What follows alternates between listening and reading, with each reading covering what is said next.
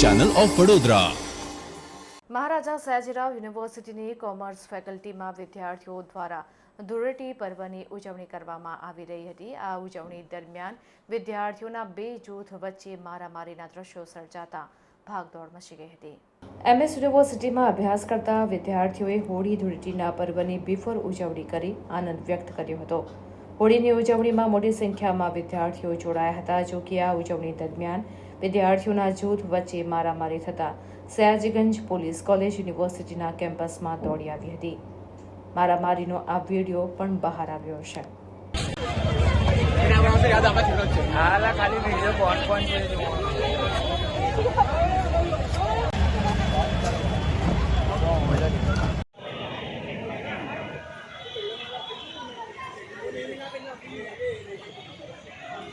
ભરોસો નહીં લાગે।